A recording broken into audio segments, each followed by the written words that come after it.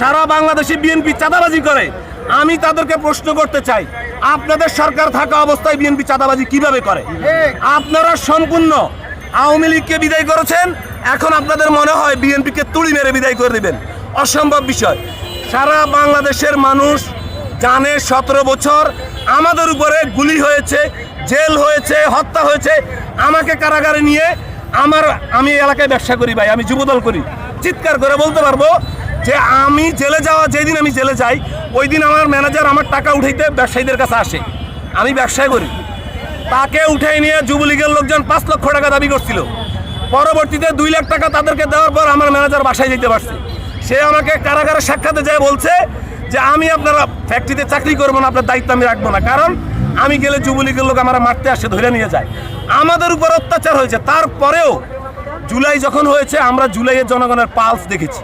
রাস্তায় ছিলাম, চিনি না এমন মানুষ এসে পানি দিচ্ছে, চিনি না এমন মানুষ এসে আন্দোলন করছে, যুদ্ধে অংশ নিচ্ছে সবাই। কৃষক কে বলে ছাত্র আন্দোলন বেশি করছে? ছাত্রদের থেকে বেশি আন্দোলন করছে শ্রমিক, গার্মেন্টস শ্রমিক, তারপরে রিক্সা চালক, ট্রাক চালক। আমার হাতের উপর দিয়ে 4 থেকে 5টা লাশ গেছে ভাই, আমি লাশ দেখছি নিজের হাতের উপরে এই আন্দোলনের সময়।